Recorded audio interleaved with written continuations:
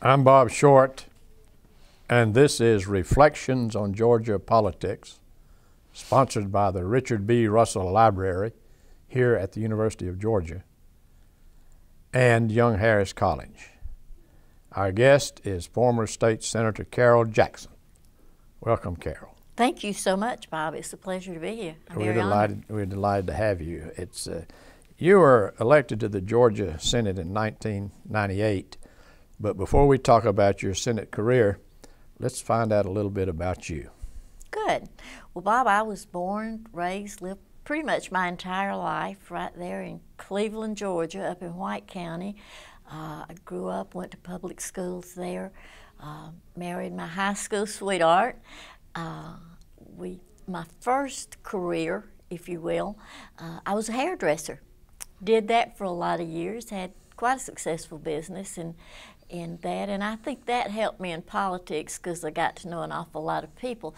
But of course, White County, Cleveland was very small, you know, back then. It's grown now because everybody wants to come to the mountains and live, but it was very small and everybody knew everybody. And I grew up there, grew up in a very political family. My great-grandfather came to live in White County when it was still Havisham, actually. He was flag bearer in the Civil War. Then when White County became White County, my grandmother's first cousin was the first tax commissioner, tax collector, I think they were called then. And from that point, my great-grandfather was a justice of the peace, which then they were elected as justice of the peace. My grandfather served many years as the tax commissioner for White County. He later went on to become the director of the Selective Service Board for White County. He was in World War I, also fighting for our country. Then later in 1940, actually, my uncle was elected clerk of court in White County, where he served for 40 years. My aunt served as tax commissioner for 28 years. Another uncle was on the school board. A cousin served as the sheriff. So my family's been in politics in White County forever, actually. I was the first one to ever serve in any kind of district office when I was elected to the state senate. But growing up in politics in White County was just such a marvelous base for politics. You know, I was taught from the time I was a little kid that you do not get involved in anybody else's race. You don't talk about anybody, but you get out there and work for your candidate. So I learned that as a small child with my uncle, going door to door handing out cards and this sort of thing. So that was great fun. I wasn't old enough to do any of that with my grandfather as he grew up, but my aunt and two of my uncles, and thus and so I learned how to politic, as we called it back then. So that was a good experience. Again, I grew up owning my own business, being a hairdresser. Was a very non-traditional college student. I graduated from college the same time my daughter graduated from high school. Went to Truett McConnell. From Truett McConnell went on over to North Georgia, studied business administration, owning my own business. That was a good thing. But as soon as I got through college, I was, actually before I started to college, I ran my first time for clerk of court in White County. That was in 1980. Only woman to ever be elected in White County at that time was my aunt, who had served as tax commissioner, and Mickey McDonald, who served one term as the county commissioner. That's when the county commissioners ran for 2 years instead of 4. So she had served there. So the first time I ran, it was really an interesting, eye-opening experience. So many people that were my father's and my grandfather's age, and you know, I'd go up and say, Mr. Smith, I'm running to be the clerk of court. You know, my Uncle Clifford's leaving, and I've worked in that office, and I want to be the clerk of court here. And many times the older gentlemen would put their arms up around my shoulder and say, now, sweetheart, you know we love you, but that's just not no place for a woman. So I heard that many, many times. I won the primary in that race with 3 men and myself, won the primary, came back to the runoff and lost by 84 votes. And I think being a woman had a tremendous amount to do with that. But from that day forward, I shook hands with the fine young man that beat me and said, I'll see you back here in 4 years. And I began my campaign then, that very day, and continued to work, continued to run my business, looking after my family. Went back to college at night, graduated. 4 years later, came back and had a very successful campaign, and I think maybe some of the older people decided that women weren't so bad after all.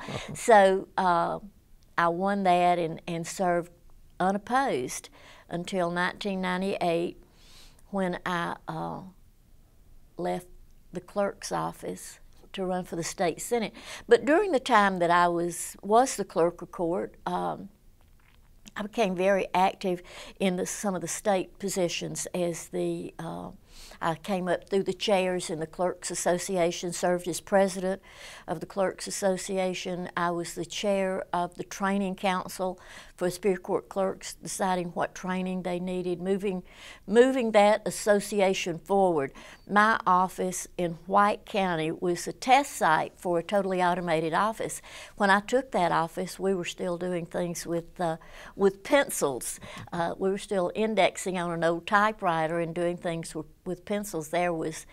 We had a few adding machines, but we certainly didn't have any.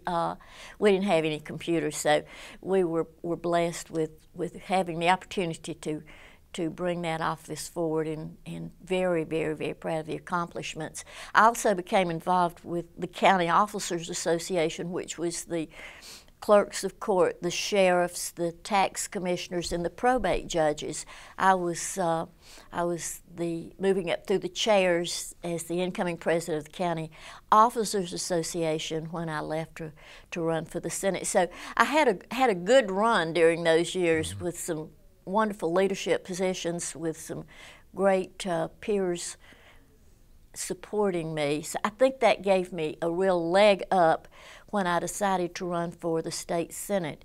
A woman had never even, well, actually I'll take that back. One woman did run for that, but a woman had never been elected into a senatorial seat in all of North Georgia, actually, when I ran in the primary. And let me share with you, back when I very first got into politics, they didn't have any Republican primaries even. I'm sure they made up a few ballots when there might have been some state races, but nobody up in White County, in most of the Northeast Georgia counties, even ran as a Republican. Everything was Democrats. Of course, through the years we've watched that evolve and change greatly. But I ran for the primary for the Senate seat for the 50th district.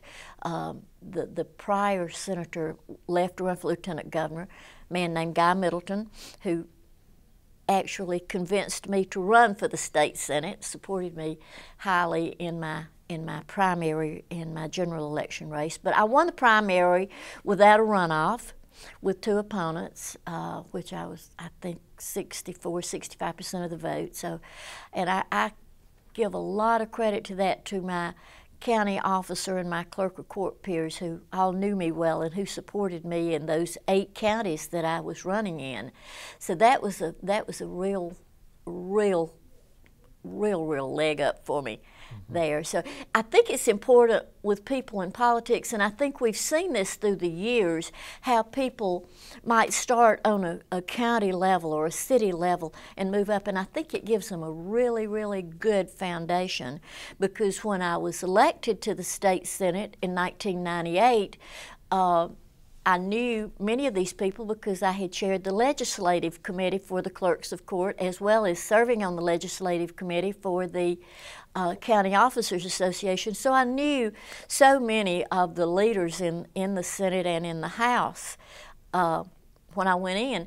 So each year, just before a new session starts, they elect what's called a policy committee. Generally, the policy committee is composed of long-serving people in the Senate. And I was very, very, very honored to be chosen by my peers to be a member of the policy committee for the state Senate before I was even sworn in as a state senator. Got some wonderful committee appointments. I was on the Appropriations Committee, which is almost unheard of at that time for a freshman to go to the Appropriations. I served on Natural Resources, on the Banking Committee, Corrections. I was vice chair of the Corrections Committee during somewhat of a tumultuous time in corrections, so a lot of good things happen there. So it's been a real life-changing experience. Absolutely. How did you manage to get the attention of your colleagues as a new senator? Well, as I said, having served on legislative committees as clerk of court and as a county officer, I knew a lot of them. It's real funny because some good advice that I got going in from one of my friends in the Senate is, as a freshman, 3 things you should always remember. I think this is great advice. 3 things you should always remember. 1, keep your pencil in your pocket. Do not sign on to any controversial bills, and I'll talk to you a little bit about that in a few minutes. The second piece of advice was to keep your mouth shut. You don't know enough to add anything to what those that are there in season already know. And the third thing is keep your rear end in your seat. Don't go running to the well every time you have an opportunity. So that was 3 good pieces of advice I think that I got with that. But right after, like, my 3rd day in the Senate, probably before I got that good advice about keeping my pencil in my pocket, one of the long-serving members of the Senate who I had met came by, and he said, "Senator, I've got this little old bill here." You know, that later became a clue right there. "I've got this little old bill here I'd like for you to sign on. Don't think it's very controversial, just optometry bill. Just want you." "Oh, thank you, Senator. I am thrilled. Thank you so much for giving me the privilege of being the second signer on that bill." I signed that bill, and my goodness, I had every ophthalmologist and doctor and whatever on my case over that optometry bill. That was a bill that would give optometrists, expand their scope of practice and give them a right to prescribe certain types of medicine. So that was my very first experience with keeping my pencil in my pocket. But that was a good experience. But I know you've sponsored a lot of good measures. Let's talk about some of those. Good. One of the things that I was very proud of to be a sponsor of was one of the bills that brought so much attention to water issues. Of course, you know, in the district that I represented, the 50th district, and at that time that was Dawson, Lumpkin, White, Habersham, Stevens, Rabun, Towns, and Union counties. Those counties, I think, like I've heard, 90% of the state's waters actually begin in those counties. And the Savannah River Basin and the Chattahoochee River Basin are both, the headwaters for both of them start there, as well as the, I believe it's not the Oconee, what is the big river over in Dawson County that starts over in Dawson County? That, again, was part of those waters. So I introduced a bill that brought an awful lot of attention to preserving water the whole time that I served, I really, really, really was very concerned, and still am, about state waters, state and local waters, preserving our water rights, don't give your rights away, take care of the people that live in North Georgia. And I certainly want to share with my neighbors downstream, but I don't ever, ever, ever want us to get to the point where somebody in Alabama or Florida says that White County can't drink out of the Chattahoochee River. That's just not where we want to go. And so I've been very, very interested in the tri-state wars, as they call them, with waters. That's been one of my favorite issues. Another issue that we dealt with was in the Corrections Committee. We have, in the state of Georgia, the probation office is run through the Department of Corrections. We had in Georgia such a tremendous load for our probation officers to supervise people that were on probation, and so many of the misdemeanor cases were falling through the cracks. Now, they don't need a tremendous amount of supervision in misdemeanor cases. However, there's an awful lot of money to be collected. If that money goes uncollected because those people are unsupervised and their cases, as they say, fall through the cracks, that money does not come back to the counties or go to the state where it's supposed to go. It's gone. So I worked with corrections and with some of the private probation people, as well as with my peers in the Senate, to introduce a bill that started the private probation in our state to handle misdemeanors. That was a very important bill and has proven to be extremely successful. That was one of my early pieces of legislation that I dealt with. Some others was the committee that I served on at the time for the Armed Services Military Committee. I did some legislation that protected our veterans services. I worked very closely with Mr. Pete Wheeler, long-serving department head, and such a gentleman, and such a wonderful stories to be told about Mr. Pete Wheeler. But he helped me greatly with supporting bills and introducing bills for veterans and dealing with veterans affairs for the state of Georgia. Those are some of my early bills. Getting back to water for just a moment, I presume then that you are opposed to this new idea of interbasin transfer of water from the Chattahoochee to wherever to provide more water for downstream. I am opposed to interbasin transfer. I've always been very vocal about that. I still am. I don't think that the people in the Chattahoochee River Basin should suffer. I think there's enough water to go around if we manage it. It's all about preservation. It's all about preservation of water. There's plenty of water to go around. I don't know what's going to happen 20, 30, 40, 50 years from now with water, but for today, my message is protect and preserve our waters. Absolutely. Well, there are certainly several historical events that occurred while you were in the Senate. Let's talk about some of them. First of all, let's talk about the process of reapportionment. Oh. Okay. What a touchy and important subject. What an important subject. Of course, you know, the state of Georgia, many of the states can do their own reapportionment however they want to do it. They do it. But in the state of Georgia, we have to get federal approval. And that all goes back to segregation and integration and rights to vote and all of that era. It all goes back there, and we're still falling under that. But you will know that gerrymandering is one of the greatest tools that political parties have used for many years and will continue to use as long as they're permitted to. It is just the way that politics are.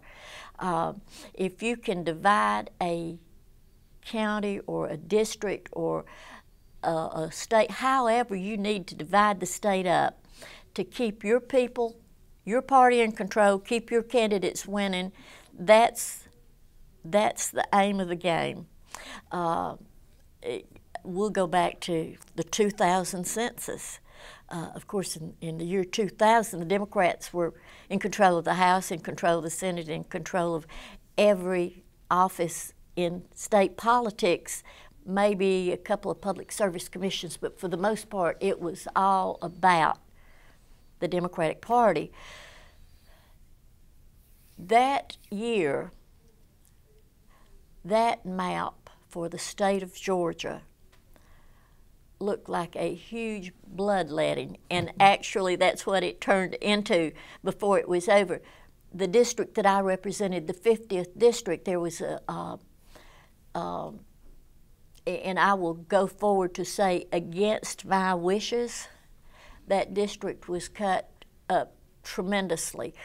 You had, I think it was been referred to as a bicycle path that ran around at the state line to get into Rabun County, to take Rabun County and put them with Cherokee or some of those counties over there. It was a bad situation that turned into. You saw so many counties split in every direction. It was a tough time, and we had our hands held to the fire on voting, on dividing, on how that was to be split. And I'll be very honest with you, I personally believe that the citizens of the state of Georgia were so greatly offended by that particular year of gerrymandering that they said enough is enough is enough. So that's became the beginning of the end for the total state leadership as far as the Democratic Party is concerned, I believe. Of course, then we saw the very next term, we saw a change in the governor's office. We saw a governor elected for the first time in many, many, many years as a Republican. 1872. Yes, 1872, the first time. This governor, I don't know who was more surprised the day after the election in that particular year. I don't know who was more surprised, Roy Barnes or Sonny Perdue. You know, that was quite a shock to both of them. When it first started, I think we were looking at some $20 million that Governor Barnes had to spend on his campaign, and he ran a rugged campaign. We saw Sonny Perdue with less than $10 million. He ran a rugged campaign too. It was a tough year, a tough campaign.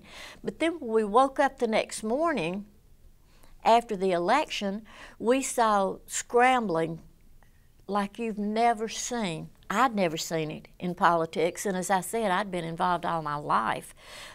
Marvin Griffin, my daddy, he was my daddy's commanding officer in the Army, so we'd always been involved in Marvin Griffin politics because my dad loved him so much. This is the first time I had seen such scrambling for positions. We saw the next morning, I had won my senatorial seat. The next morning before I got out of bed, I had a phone call asking me to switch parties. We saw in a 10-day period, we saw four men switch parties, taking the Senate from Democratic leadership to Republican leadership. This was the talk all across the nation. The entire nation was talking about Georgia politics. Now, we did not see that happen in the House. We saw several people switch parties, but they did not take over the leadership. So that was a major, major change. And I don't think I think if we could look to the big tent, you know, you start out with a tent and you've got 100 people in this tent, and this tent of 100 people all believes the same way, and then you offend a few people in this tent, maybe the teachers, you offend a few of them, well, they start to leave out from under this tent, and then you offend some of the people who were so adamantly opposed to the switching of the flag, and you see them leave the tent, and then you see some people who were so offended by the gerrymandering of reapportionment, and they leave the tent, and at the end of the day, you don't have enough people left in that tent to re-elect. So I think that's an oversimplification of some of the things that led to that change. I think as people look back now, they can say, you know, we needed some reform in education. I think the teachers are looking back and saying, thank you, Roy Barnes, for apologizing to us. Thank you for recognizing that we are good teachers and that we are good people and that we're not going to let one or two rotten apples ruin the whole bushel. I think you're seeing that. I think that that you're seeing people. I voted against changing the flag. That was what I heard overwhelmingly from my constituents, and that's who I represented, was my constituents. I didn't represent the entire state of Georgia. I represented the 50th district, and I did vote against changing the flag. It was not a personal issue. It was not a political issue. It was an issue that this is what my people said, we don't want to change, and I listened to them in that change. I think people look back now and say, well, you know, it's okay. It's okay. You served in the Senate with Governor Perdue. Yes. What was your relationship with him? Governor Perdue was the president pro tem of the Senate when I was elected, when I was campaigning, when I was campaigning. I went down and had a meeting with Governor Perdue, with then Majority Leader Senator Walker, and with Senator George Hooks, who is still serving in the Senate, to discuss my campaign. We had a very long and very open discussion about my Democratic campaign. I think it was 2 weeks later that Governor Perdue, in fact, did switch parties and ran as a Republican. He was my friend. He is still my friend. We certainly didn't agree on some of the politics that went on. You know, we had a congenial relationship. Up until the time that the switch occurred in early 2003, I believe, in that session, you had some very important committee assignments. Did those change? Oh, those, I got stripped. When you know, you've heard the old saying, I've saddled this horse and I'm going to ride it. That was basically my attitude. The people elected me to serve them that term as a Democrat, and that's what I did. I did not want to switch in midterm. It was a moral thing. It was a much more of a moral thing than a political thing for me. The political thing to do would have been to have said, oh yeah, I'll switch. Give me this and give me this and give me this. And I would have probably gotten it. But, excuse me, morally, I just didn't feel that that was the right thing to do. So I did not. But I was on the Appropriations Committee. I was the vice chair of 2 subcommittees in Appropriations, which is said to be the most powerful committee in the legislature. I was the vice chair of the natural resources. I didn't get taken off of natural resources, but my offices got stripped. I was the vice chair of the banking committee. Again, my offices got taken away from me there. I got removed from the Judiciary Committee. I got removed from the oh gosh, I had 4 major committees. Oh, I got removed from the Ethics Committee. That's the one that I got. I was the vice chair of Ethics as well, and I got removed from that. And I got put on some mundane committees, but you know what? There were still plenty of places to make a difference, and that's what I work to do, to make a difference and to support my people. I'll share with you, we've all heard about so-and-so's bills getting stolen. The summer that I was running for that term, when the legislature and the governor's office, when the Senate and the governor's office changed leadership roles. Of course, the lieutenant governor now was still a Democrat, but because the Senate had gone Republican, they were able to change all the rules and basically stripped him of any powers that he had. So he didn't have much choice in all that, or much chance with that. But through the summer of that year of my campaign, I had started working actually before the session ended, with the GBI, as well as some of my colleagues and some of the leaders across the state, in a bill that was called the methamphetamine bill that was passed. It was a good bill. It was a very strong bill. Had a lot to do with the terrible epidemic of methamphetamines that was and is still going on in our state.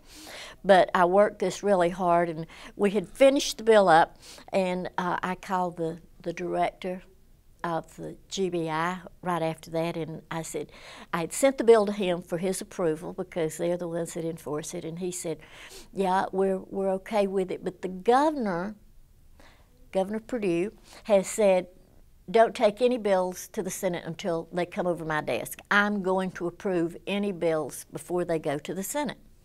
So, you know, of course, I could have bypassed that and gone and got a bill and dropped it in, but I was supporting my friends in GBI, and so I waited and I waited and I waited, and I made numerous calls, and as far as I know, it's still on the governor's desk and this and, you know, that sort of thing. So one day, near the end of that term in the Senate, I'm sitting back there in my seat, and bills are being presented, and I saw the title of a bill that didn't make a lot of sense to me. You know, it was like, I don't know what this is, and it just got on the calendar, the very last thing, the rules calendar, the night before, and there was no time to research it.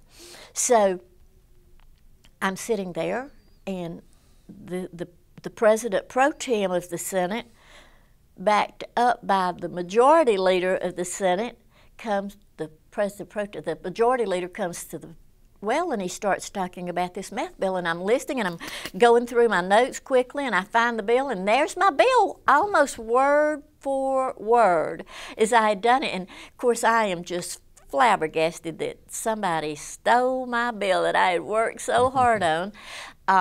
So when they finish the presentation, of course, you turn your light on, and the president of the Senate, the lieutenant governor, gives you the right to speak. But when you speak from your seat, you can only ask questions. You cannot make statements. So the way you start off is, isn't it true? That's your question. So I said to the gentleman in the well, I said, isn't it true that this is the same bill that I, the senator from the 50th, have worked on all summer and had planned to introduce? And we talked back and forth and kind of, you know, jagged each other around.